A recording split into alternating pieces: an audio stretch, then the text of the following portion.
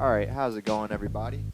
In this video, I just wanted to talk about Earl Sweatshirt a little bit. The title of the video, I think Earl Sweatshirt is the new king of the underground.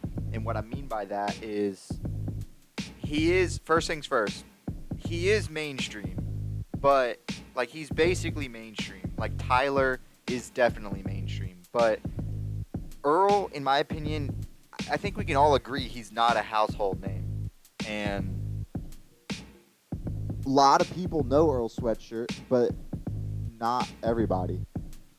So I think we can all agree that Earl Sweatshirt is, for all sake and purposes, or whatever, uh, he's underground.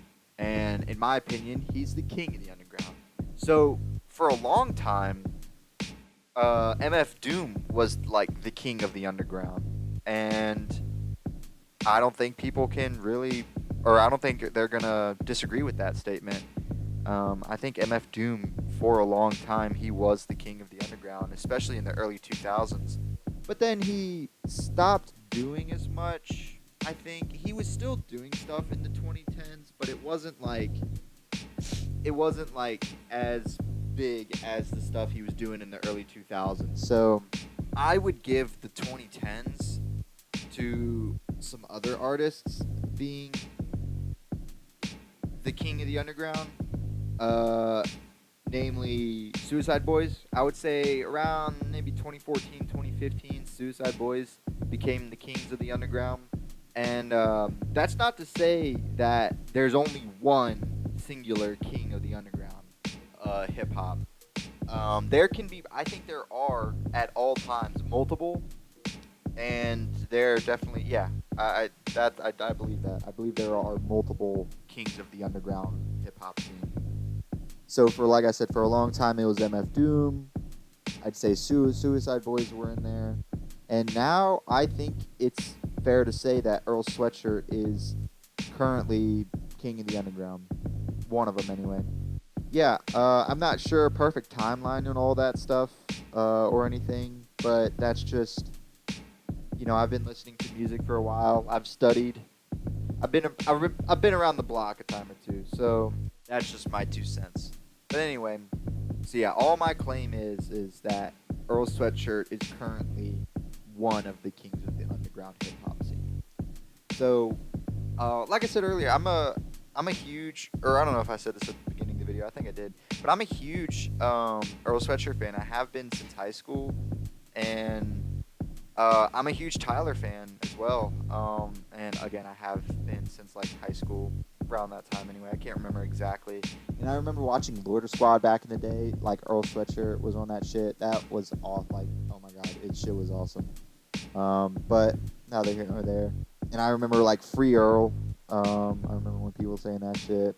Um, I caught it kind of on the tail end, but because I was still like young at that time. But anyway, but yeah, Earl, he's been in the scene a while, and the thing is when he joined, when he like first popped out, he was a teenager, and he has said this in an interview, like the shit. I mean, okay, well, the shit you do when you're a teenager, it's not the best, but with like Earl Sweatshirt and them, they were being judged on the shit they were doing when they were a teenager, and in my opinion, it's not perfect like the stuff he made when he was younger, but it's still very impressive, and I think honestly a lot of it holds up today. A lot of what Earl Sweatshirt did back in the day when he was young, I think it genuinely does hold up to today.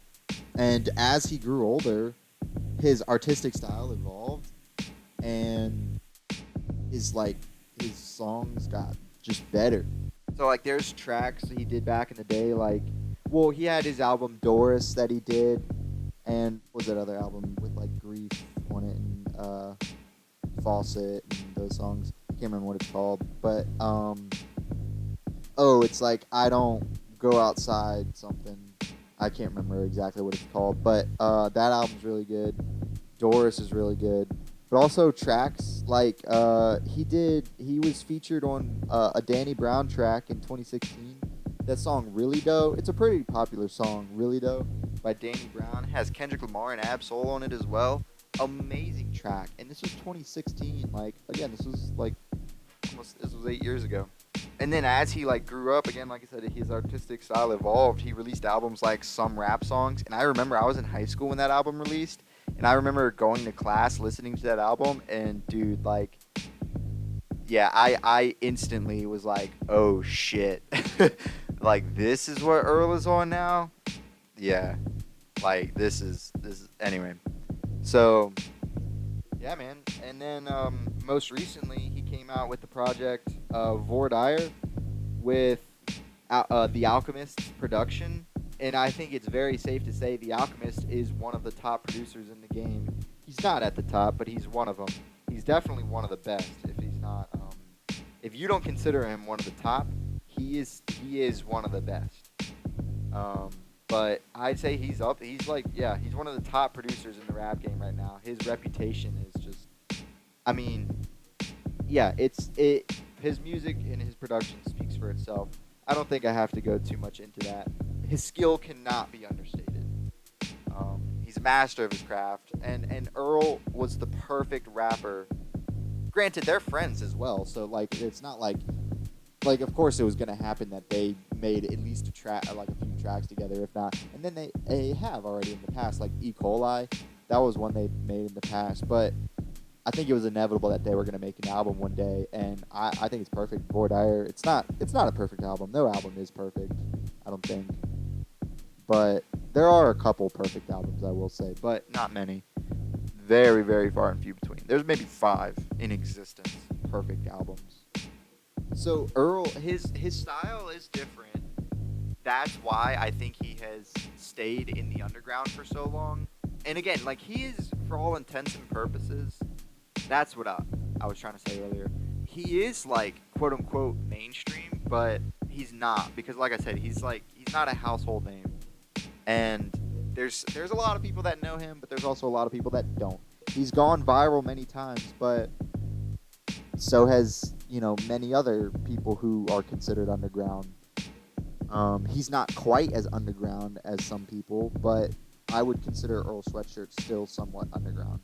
So again, like I said, I think it's not unfair to give him the title of King of the Underground right now, man. His like, all right, for instance, this song, he didn't come out with this song, but he was featured on it. It came out recently, and it has been blowing up on like TikTok and shit, and like just blowing up on the internet. And I see people talking about it. It's On God by Mike and Tony Seltzer, and there's also Tony Schnau, I don't know who these people are. I know who Mike is, and I know the name Tony Seltzer, but anyway, yeah, Earl, it's like more of a trap-ish beat, and there's another one I think he did recently that was like more of a trap-ish song, but I can't remember what that one is called, so it's neither here nor there. That's pretty much all I got to say for now. I don't really have much to say. This is just my opinion. I'm not like a scientist about this shit. I don't have like this ain't a thesis or some shit, or it's just a statement. I think Earl Sweatshirt can be classified as underground, and I would label him as the king of the underground hip hop right now and underground rap. Again, there can be multiple. There's probably like 1 or 2 others right now as well. I would have considered Yeet, but Yeet is too mainstream now. Like, there are a lot of people that listen to Yeet, but I don't know. Maybe Yeet is, I don't know. It's neither here nor there. But yeah, you get my point. All right, that's pretty much it. Appreciate anyone who watched. See you guys later. Peace.